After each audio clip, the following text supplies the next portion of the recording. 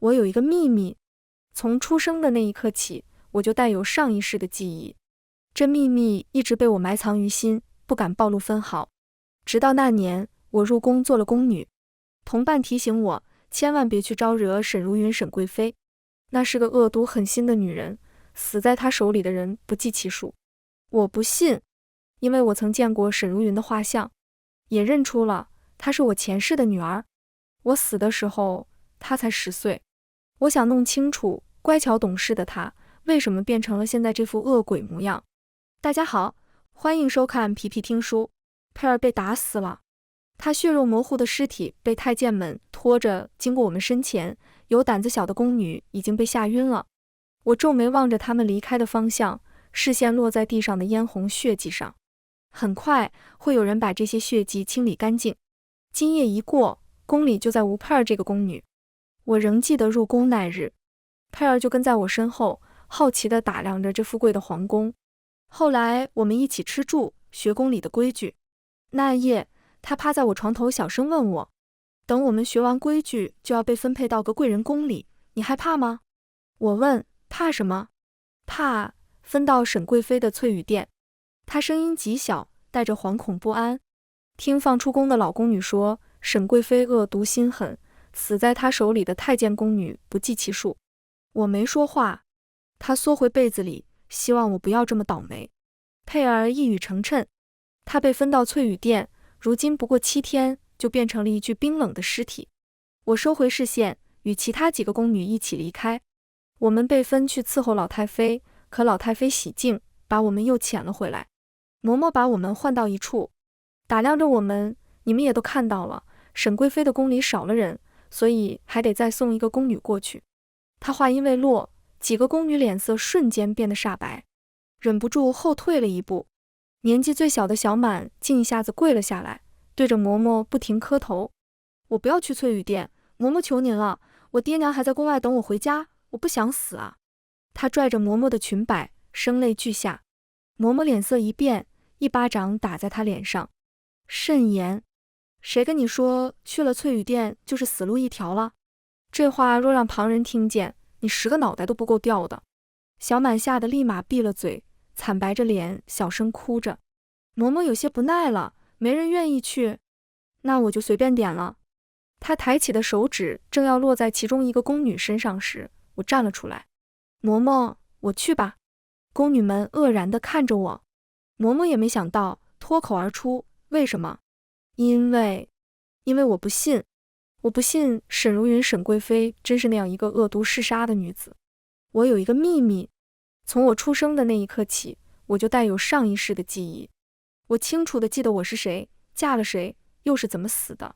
所以在听闻宫里有个贵妃名唤沈如云时，我便想方设法进了宫，直到无意间见到她的画像，我便也确定了她是我前世的女儿。我记得我死的那日是个雨天，窗外雨滴淅淅沥沥，我有些听不真切，只有女儿低低的啜泣在耳畔回响。娘，你别丢下我，别丢下我，你走了我怎么办？爹喜欢梅姨娘和弟弟，他一向不喜欢我，如今连你也不要我了。我摸着他的头发，手指已经用不上力了，视线模糊，最后陷入一片黑暗。我听见的最后一个声音是他声嘶力竭喊的一声，阿娘。夜深了，我来到了嬷嬷房里，跪在地上，真心实意道，嬷嬷，我不想死，请嬷嬷指条明路。她喝了口茶，白日答应的那么干脆，我还真以为你不怕呢。我没说话，低垂着头。嬷嬷一杯茶喝尽，看向我，沈贵妃未入宫之前是左相府大小姐，她生母去世的早，生母死后，沈相也把那姨娘抬上了正妻之位，后来上还是太子的陛下出宫游玩，看中了同样在东郊赏花的沈小姐，陛下登基后，沈小姐顺理成章入了宫，成了沈贵妃。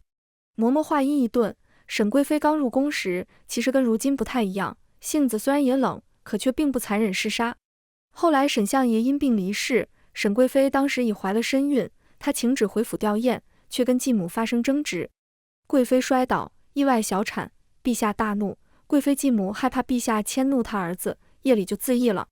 我静静地听着，嬷嬷停了很久，最后道，具体缘由我也不清楚。总之，贵妃与沈家似乎并不亲厚。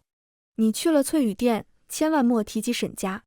贵妃自小产后一直未曾有孕，陛下去翠羽殿的次数越来越少，沈贵妃因而也愈发阴郁，难以伺候。她性格古怪，阴晴不定，旁的我也提点不了你什么了。阿阴，你自求多福吧。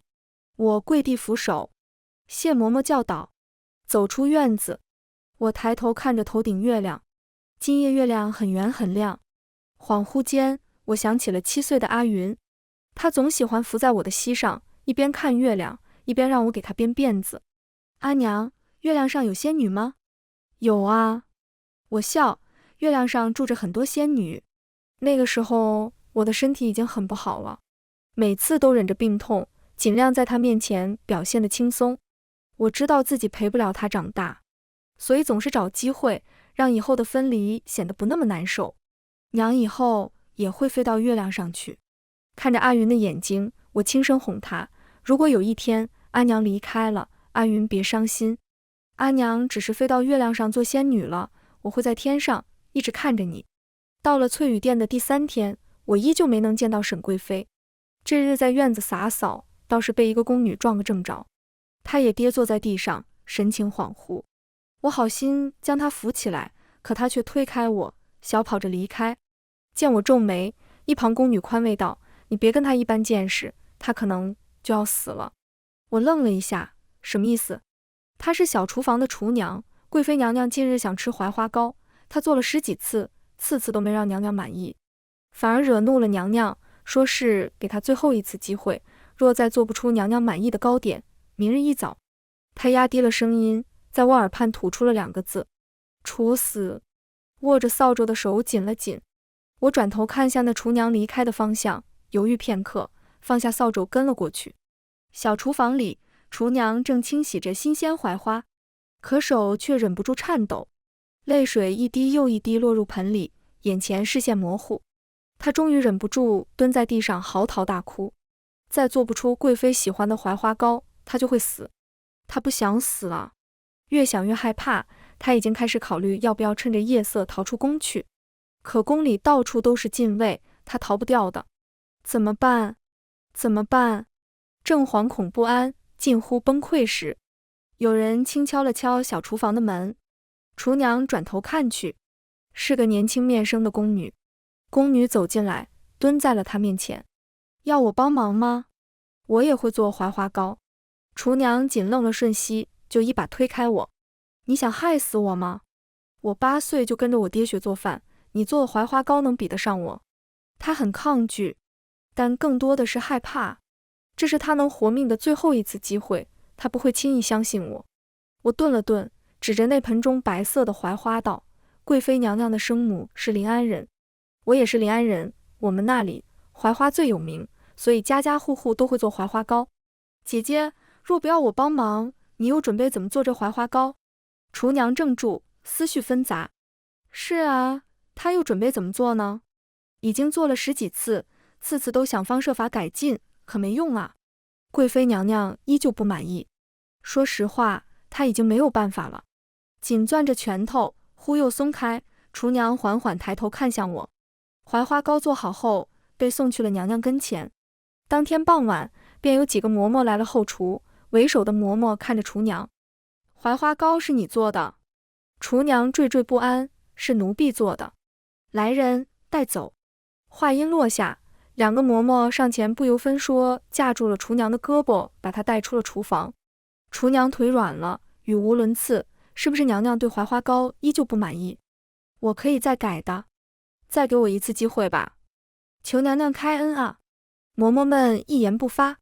厨娘心里涌出绝望，周围都是悄悄往这边打量的宫女。她环顾四周，视线突然定在了某一处，而后伸手指着我：是她，今日的槐花糕是她做的，若出了什么问题，娘娘不能只罚我一个啊！为首的嬷嬷脚步一顿，扭头看来，与我站在一处的宫女纷纷让开，生怕沾染是非。嬷嬷眯了眯眼睛：哦，来人，把她一块带走。我跟那厨娘被扔在地上，摔得不轻。一阵眩晕过后，我看清了眼前景象。华丽宫殿前帷幔轻晃，最前面的金色美人榻上躺着一个身姿曼妙的女子。娘娘，人带来了。嬷嬷回禀一声，而后退下。沈贵妃慢慢从榻上起身，伸手掀开帷幔。厨娘被吓得瑟瑟发抖，连头都不敢抬。我也知道，抬头直视贵妃不合规矩，可是我忍不住，我想看看我的女儿如今到底长成了一副什么模样。抬眼看去，女子样貌极美，肤如凝脂，眉如远黛，就是那双美丽凤眼藏着说不出的冷。她垂眸与我对视，轻笑一声：“你胆子倒是大。”来人，把她拖下去，眼睛挖了。我猛地一怔，不可思议地吸了口气。厨娘惶恐不安地默默挪远了些，生怕被我连累了。突然，贵妃又笑了，以帕掩嘴，笑得开怀。恍惚间，我从她身上看到了年少阿云的影子，但也转瞬即逝。贵妃收了笑，叹道：“怎么这么不惊吓？看看你脸都白了。”话音一转，她问我：“那槐花糕是你做的？”我想了想，应声：“是。”她若有所思地点了点头，涂着鲜红扣丹的手轻轻一指：“来人，把她拖下去，处死。”厨娘跌坐在地上，她怔愣地看着贵妃。贵妃偏了偏头，这次本宫可没有说笑。两个太监快步上前，拉着厨娘的胳膊将她拖了下去。一路上，厨娘的痛苦求饶声不绝于耳，声音凄厉。贵妃坐在榻上，伸手拿了颗葡萄，慢悠悠剥着皮。我听见她漫不经心问我：“知道她为什么死吗？”我皱了皱眉，道：“因为她没有伺候好娘娘。”贵妃低低笑了声，那笑声中带了一丝讥讽，因为她不长眼睛，看不清谁才是她的主子。说话间，殿外传来脚步声，一位青衣宫女领着太医上前，太医目不斜视，一心为贵妃诊脉。我望着那边，思绪纷杂。她生病了，娘娘体内毒素大多消除殆尽，后续好好疗养，不日便会彻底痊愈。有劳太医。里面声音断断续续，我不太能听见，只能安静地跪在角落。没过一会儿，那青衣宫女将太医送了出去。贵妃撩开帘子走出，停在了我面前。你叫什么名字？奴婢阿音。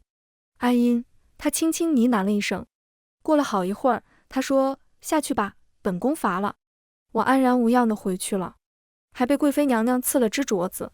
我一回到住处，宫女们都围了过来，她们七嘴八舌地问着今日情形。我还未来得及说话，就见她们看向门口，闭了嘴。青兰姑姑。今日见到的那青衣宫女面无表情地走进来，她打量着我：“阿音，收拾一下东西，从今日起，你搬去内殿，服侍贵妃。”我的东西不多，一个小包袱就全部装完了。跟在青兰身后，我也默不作声地悄悄打量她，看起来她也不过16、17岁的年纪，却似乎很得贵妃信任。思索间，我听见她说：“进了内殿服侍，是你的福气。要知道自己的身份，守本分。”那厨娘就是心思太多，为了点银子，擅改了娘娘的药膳，她死有余辜。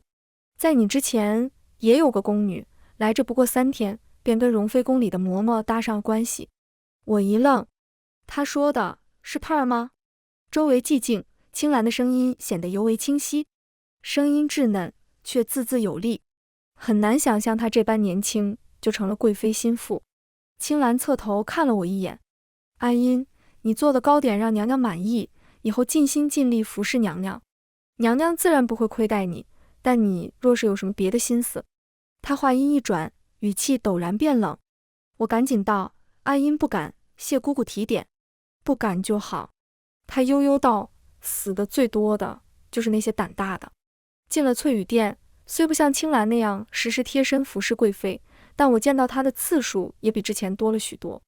贵妃不喜早起，她也不喜欢与其他嫔妃来往，我行我素。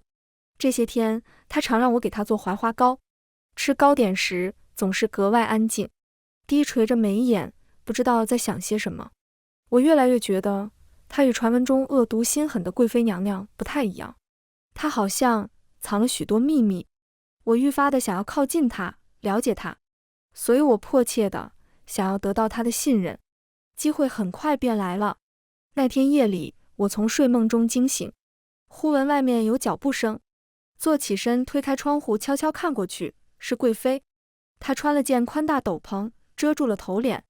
青兰走在她身前，提了个灯笼为她引路，灯笼散发出橘黄的光亮，照在她身前。两人脚步很轻，很快就没了踪影。我正思索着，便见一个宫女从后面轻手轻脚跟了过去。这是……来不及多想，我披了件衣裳，也跟了上去。翠羽殿后，寂静庭院里，贵妃与一男子相对而立。那男子身着禁军轻甲，泛着冷冽的寒光，可男人面容却极尽温柔。我瞪大了眼睛，捂住了嘴。我几乎一眼便认出了他，林望庭。当年沈林两家比邻而居，关系亲厚。我与林夫人一同有孕，常有来往。后来我诞下一女，而林夫人生了个小子。他们从小青梅竹马，一同长大。林望庭小时候体弱多病，却总喜欢跟在阿云后面。阿云只比他大10天，却老神在在的让林望庭喊他云姐姐。林望庭7岁时已经长得比阿云高了，他开始护着阿云，有什么好吃的好玩的，总是捧过来献宝似的给他。我记得有天午后，我在后院晒太阳，林望庭悄悄过来，我看见了他，于是伸手把他喊过来。望庭来找阿云玩吗？他在睡觉呢，估计还要一会儿才能醒。男孩摇了摇头，一字一句道：我不找他，我找您。我很惊讶，望庭找我有什么事吗？阿云说您生病了。林望庭垂着脑袋，他在我面前哭了好几次。他很难过，我不想他那么难过。伯母，您能不能快点好起来？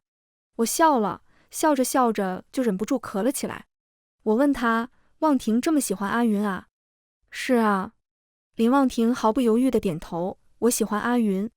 他看着我的眼睛很亮，像盛满了夜空的星星，就像现在。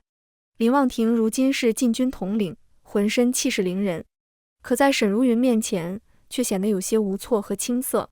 月光照射在他们身上，我听不见他们说什么，但能看到地面上他们依偎在一起的影子。秽乱宫闱，这是杀头的大罪。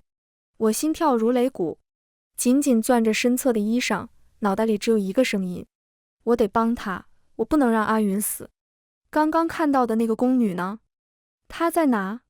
我屏气凝神，环顾四周，忽见廊道下一闪而过的一方裙角。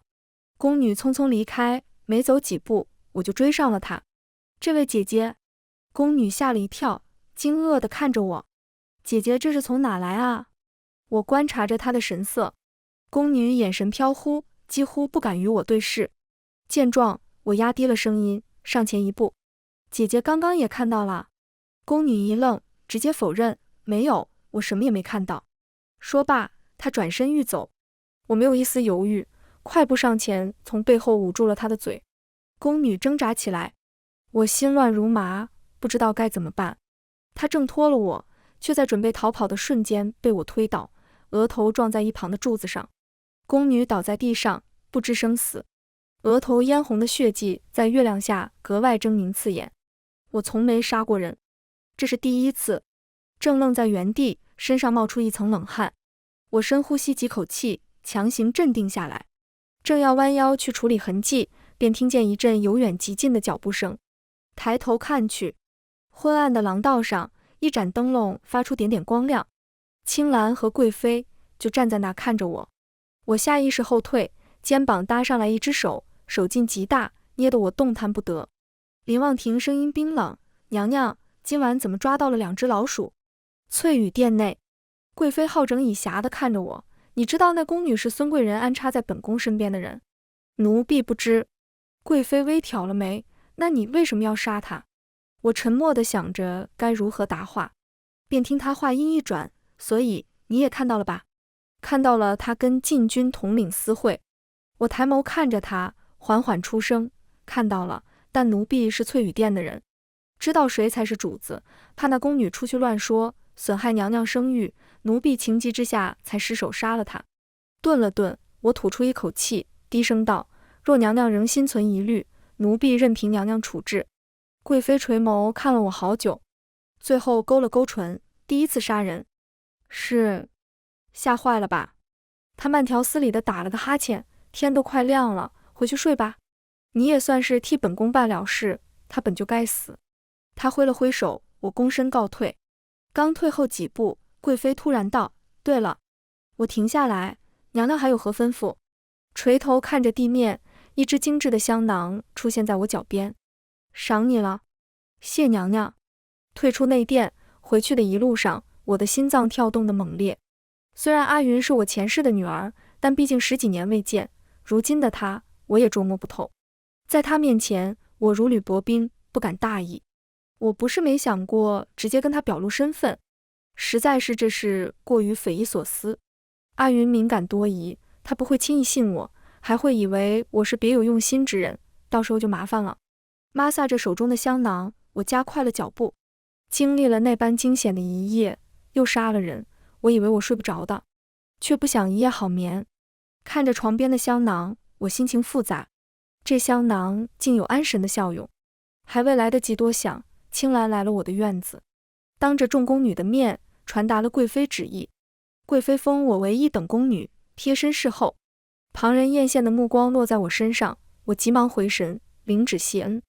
穿上1等宫女的衣裳，我随着青兰去了贵妃那。贵妃坐在槐花树下，微风吹过，裙摆轻扬，倾国倾城。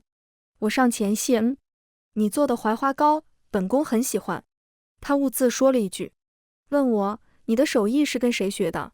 跟我阿娘学的。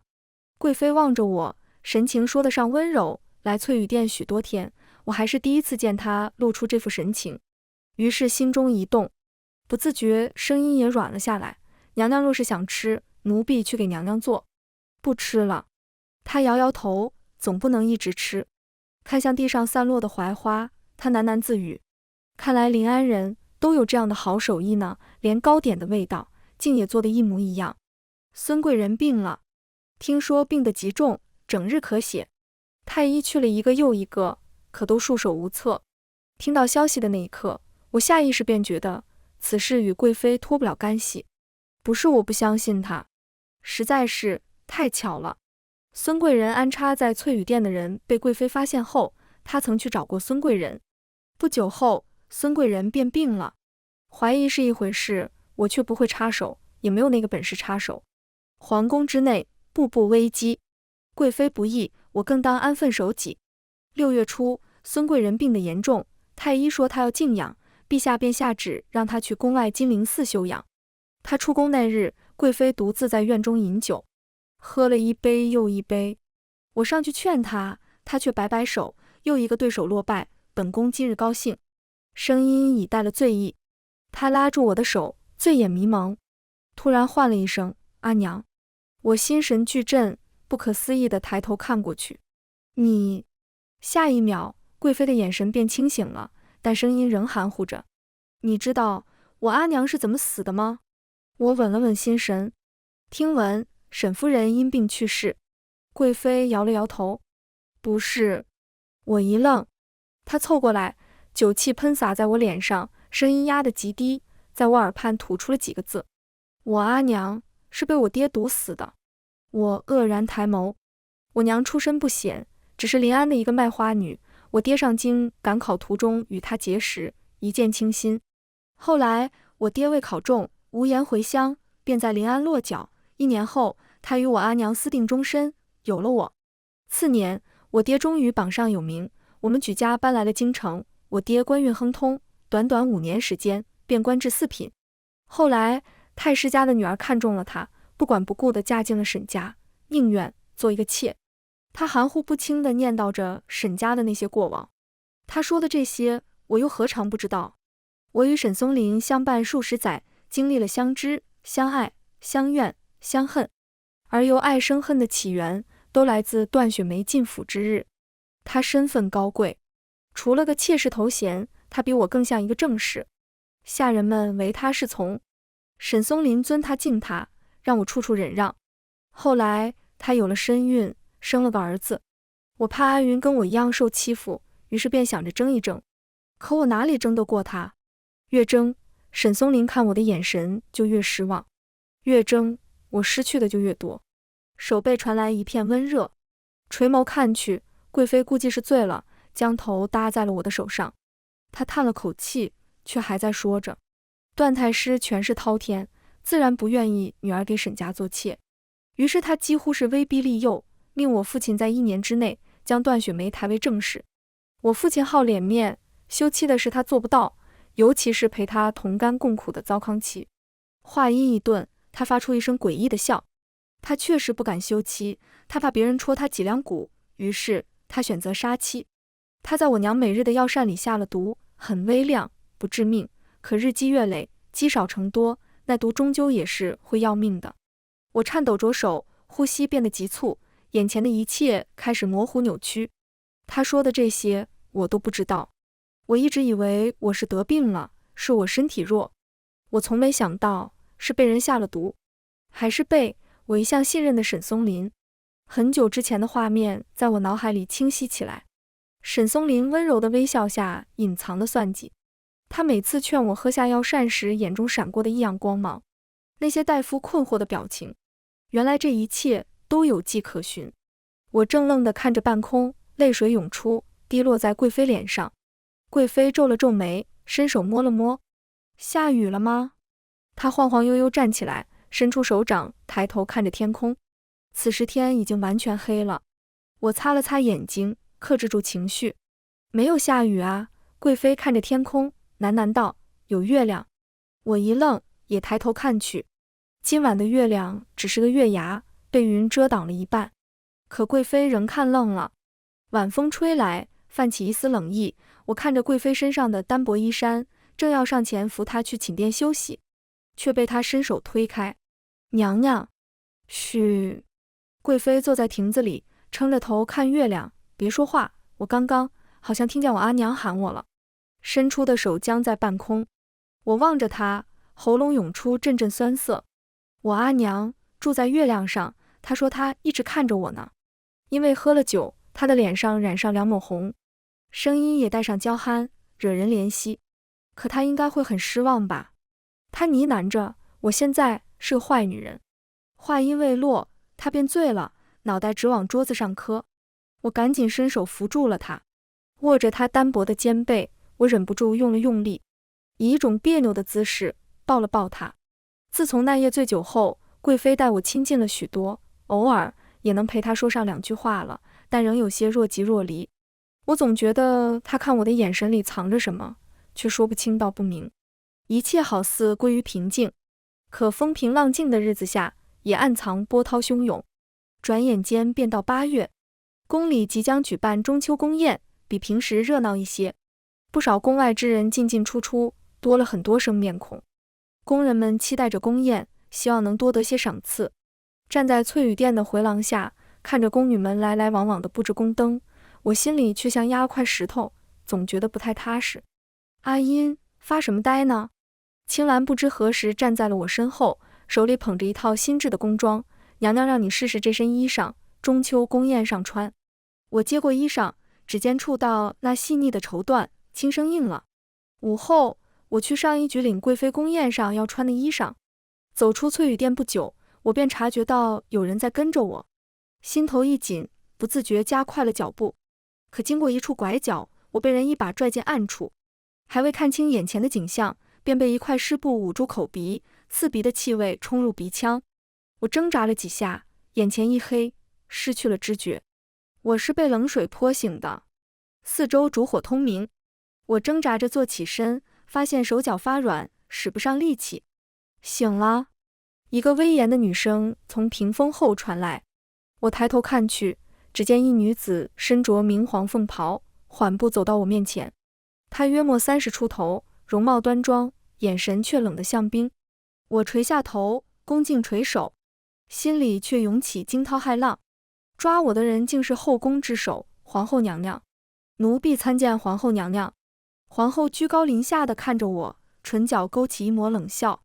本宫听闻，沈贵妃身边除了青兰，便是你最得她信任。我心跳如擂鼓，额头渗出冷汗。奴婢只是尽本分服侍贵妃娘娘。好一个本分！皇后轻哼一声，从袖中取出一个小瓷瓶，放在我面前的矮几上，中秋宫宴上，本宫要你把这药下在沈贵妃的酒里。我浑身一颤，猛地抬头，娘娘，这……别急着拒绝。皇后俯身，涂着丹蔻的手指抬起我的下巴，你在宫外还有个妹妹吧？今年刚满14，生得很是水灵。若你不听话，本宫不介意在春风楼捧个头牌。这是你若办得好，本宫以后便是你的靠山，若不是那青兰软硬不吃，这好事也轮不到你。我瞳孔骤缩，我这一世的父母早亡，确实有个年幼的妹妹寄养在叔父家。皇后竟连这都查到了。奴婢遵命。我颤抖着接过瓷瓶，藏在袖中。皇后满意的笑了，识时务者为俊杰。记住，若你敢耍花样，本宫会让你妹妹生不如死。我被蒙上眼睛，带出皇后寝宫，7拐8绕后丢在了一处偏僻宫道。等脚步声远去，我才敢取下遮住眼睛的黑布。深吸一口气，只觉得从阎王殿走过一遭。回到翠羽殿时已是傍晚，坐在房间看着面前的瓷瓶，一时间心乱如麻。我肯定不会听皇后之命，但是我一时想不到什么两全的法子。最后一咬牙，决定明天一早去找贵妃，把这件事跟她说清楚。夜里，我被一阵喧哗声吵醒，迷迷糊糊睁眼，房门被人推开。青兰带着几个嬷嬷站在门口，冷声道：“嗖！”我起身迎上去，青兰姐姐这么晚来我房中，可是娘娘有什么吩咐？青兰不答，径直走到我面前，一把抓住我的手腕，搜她身上。两个嬷嬷上前，粗暴地扯开我的外衫。藏在袖中的瓷瓶当啷一声掉在地上，滚到青兰脚边。青兰弯腰拾起瓷瓶，打开闻了闻，脸色骤变：“阿阴，你好大的胆子！我没想到在我主动坦白之前会先被发现。”错愕地僵在原地。带走！青兰厉声喝道：“押去给娘娘发落。”我被五花大绑带到贵妃寝殿。沈贵妃披着一件素白寝衣坐在榻上，长发如瀑垂落，衬得她肤如凝脂。见我进来，她缓缓抬眸，那眼神冷得像千年不化的寒冰。娘娘！青兰将瓷瓶呈上，在阿阴身上搜出了这个。贵妃接过瓷瓶，指尖轻轻抹下瓶身，不怒反笑：“阿阴，本宫待你不薄。”娘娘明鉴。我跪伏在地，额头抵在冰冷的地砖上。这要是皇后娘娘逼奴婢拿的，她以奴婢妹妹的性命相要挟，奴婢从未想过要害娘娘。是吗？贵妃轻笑一声，声音却冷下来：“那为何不第一时间来告诉本宫？”我哑口无言。我确实存了私心，我怕皇后再找其他人下手，不如自己接下这任务，至少能掌控局面。可我该如何解释这复杂的心思？拖下去。贵妃转身不再看我，杖毙。我浑身一僵，抬眸看着她，跟我第一次在皇宫见到她时一样。她冷血、狠厉，毫不留情。袖中的手指狠掐了下掌心，疼痛让我从惊愕中回神。我已经没有别的办法了，我必须让她相信我。于是决定坦白所有的一切。阿云，其实我是……话未说完，颈后被人猛击了一下，我眼前一黑，贵妃的身影逐渐模糊，最后彻底消失不见。我是在晃晃悠悠的马车上醒的。青兰坐在我对面，见我醒来，递来一杯水。这是哪里？我挣扎着坐起来，发现身上换了一身粗布衣裳。出京的路。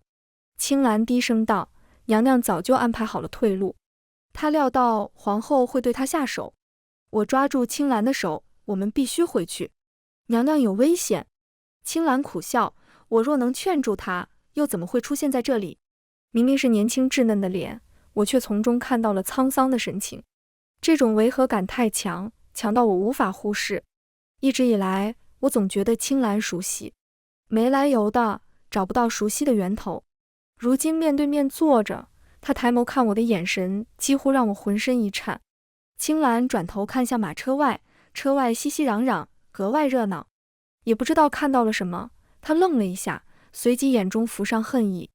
我顺着她的视线看过去，沈府，已经落败的沈府。你知道娘娘当年为什么会入宫吗？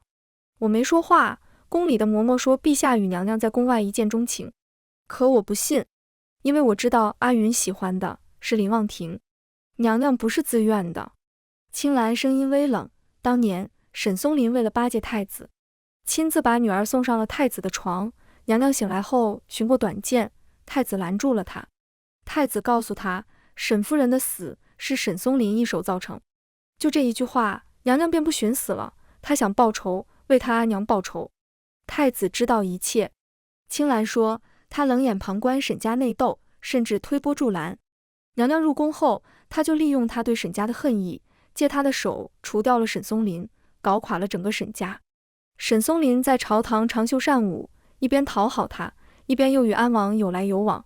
太子自负，又怎能允许被人玩弄鼓掌？青兰的话一字一句砸进我的心里，砸得我心脏酸疼，竟有些呼吸不畅。我不知道，原来阿云比我想象中的还要难过得多。这些年他背负的东西太多了，忍着恶心被人利用，他所表现出来的狠戾恶毒，都是他用来保护自己的盔甲。可这些东西青兰怎么会这么清楚？看着青兰，我突然福至心灵般想到了什么。在出生时声音都带了颤。你到底是什么人？青兰转头看着我，眼神完全变了，苦涩地笑了笑。你不是都猜到了吗？我跟你一样带有上一世的记忆，我上一世叫周翠翠。周翠翠是我为阿云寻的奶娘，她丈夫战场失踪，婆家把她当成扫把星，把刚生产过的她赶出家门。是我给了她一个容身之所，她待阿云极好，当成亲生女儿般照料。阿英姑娘，不，或许我应该叫你沈夫人。青兰望着我，苦笑，你怎么就不能来得再早些呢？再早些也不至于没有回头路。她的话犹如惊雷砸落在我身上，我震颤得久久未能言语。青兰跟我一样，也带有上一世的记忆。阿云知道，所以她也认出了我。也许第一次见面，她就认出来了，看出我心中所想。青兰叹息，她知道，她第一眼就认出了你，但她不敢相认，因为她要做的事太危险。我皱眉，什么事？青兰垂眸，压低声音，复仇，向皇帝复仇。此时此刻，她的声音反而平静下来，眼中不由闪过一丝痛色。中秋宫宴上，成王会发动兵变，娘娘是他的内应，他们筹谋多年，如今也该有个结果了。不行！我猛地站起来，头撞到了车顶，太危险了，我们必须回去。青兰按住我，娘娘把你送出来，就是想保护你。她这些年过得生不如死，唯一支撑她的就是复仇。现在你回来了，她更不会让你涉险。我怔愣地看着她，不自觉的泪水涌出。可我是她阿娘啊！本该一片喜庆的中秋宫宴，却成了哭天喊地的人间地狱。成王兵马冲破宫门，一路杀到了养心殿。太监宫女的尸首到处都是，鲜血染红了公道。皇帝和娘娘们被护着躲到了御书房，禁军执剑守在外面，为他们换来片刻安宁。陛下，是沈如云。皇后声嘶力竭，赞美了往日端庄，是她勾结成王谋反。陛下，她罪该万死啊！众人的视线射过来，沈如云不紧不慢地抚了抚发髻。皇后娘娘，说话要讲证据的。皇后瞪大了眼睛看着她，我有证据。翠羽殿的宫女曾亲眼看到成王心腹扮成太监出入过你的翠羽殿。她本以为是成王与沈如云有染，这才一直秘而不宣，想着找到更确切的证据，好置他于死地。她太贪心，以至于误了大事。她怎么也没想到，沈如云胆子这么大，居然敢谋反。空口无凭，娘娘可别乱泼脏水。沈如云还是那句话，要证据。可一旁的皇帝却一把拔下墙上长剑，抵在了沈如云的脖子上。爱妃，他扯了扯嘴角，却怎么也笑不出来。那你告诉朕，你到底有没有勾结成王谋反呢？沈如云面无表情地望着他，眼中金光闪过，垂在身侧的手一颤，握紧袖中匕首，直朝着皇帝刺去。长剑在他脖子上割出一道血痕，可他却仿佛没有察觉。匕首刺入了皇帝肩膀，沈如云双手按着，紧紧往下。我等这一天等了太久了，你让我家破人亡，我也要让你尝尝你所珍惜的、重视的一切付诸东流的滋味。他猩红着眼，神态癫狂。皇帝伸手掐住他的脖子，朕早该杀了你。他盯着阿云，就像你爹杀了你娘一样。可疼痛让他发抖，让他手中没了力气。一旁妃嫔们回过神，尖叫着去拍打门窗。来人啊，快来人护驾！皇后最快冷静下来，她看着那边，伸手拿过一旁的砚台，就要冲上去。就在她要砸在沈如云脑袋上时，一条白绫从一旁探出，猛地勒在她的脖子上。我死死勒着皇后的脖子，把她一点一点从阿云身后带走。皇后手中的砚台落地，挣扎的动静越来越小，最后归于沉寂。我推开皇后的尸体，看向众嫔妃，她们愕然后退，再不敢起别的心思。有人认出了我，是沈贵妃身边的宫女阿音。果然，他们翠羽殿的人都是叛贼。禁军呢？禁军快来护驾！有人壮着胆子去拍打门窗，可御书房的门被人从外面一脚踹开。林望庭一身鲜血走进来，凶神恶煞，如同地狱刚爬出来的恶鬼。众人吓了一跳，可心里又燃起希望，禁军统领来了，沈如云死定了。阿云，得快些了。林望庭的声音称得上温柔。沈如云从癫狂中回神，猛地拔出匕首，对着皇帝的心口狠狠刺下，一下又一下，他的脸上溅满鲜血。还要再刺，我伸手握住了他冰凉的手腕。阿云，他死了。阿云回神，怔愣地看向我，眼睛从无神变得有神，不可思议地摸了摸我的脸，你怎么回来了？他摸完之后才发觉手心都是血，于是又慌张地想把我脸上的血擦干净。对不起，对不起。我流着泪，伸手抱住了他。没关系，阿云，没关系。我抱得很紧，像是要把他揉进我的血肉里。我在他耳边呢喃，阿娘在这，阿云别怕。阿云陡然泄了力，将头埋在我的颈侧，一片湿润。林望庭带着几个心腹禁军为我们开出一条路，我们跟着他七拐八绕，终于来到冷宫一处枯井前。井下有密道，林望庭急切地说，直通城外。成王已经控制了皇宫，你们快走。皇帝不是什么好人，成王同样奸诈。阿云铤而走险与成王合作，无异于与虎谋皮。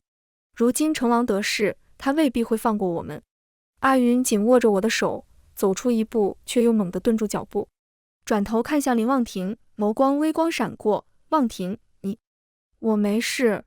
林望庭笑了，虽然脸上满是鲜血，面容已不似年少时稚嫩青涩，可他的笑容还像小时候一样干净。我答应过要保护云姐姐的，我从不食言。阿云眼中含泪，突然上前吻了吻他的脸颊，谢谢你。阿云拉着我跳入枯井，落入一个黑暗的通道。我们在黑暗中摸索前行，不知过了多久，终于看到前方一丝光亮，爬出通道，竟在一片竹林深处。这是哪里？我环顾四周，阿云指向远处，京城郊外。阿娘，我们自由了。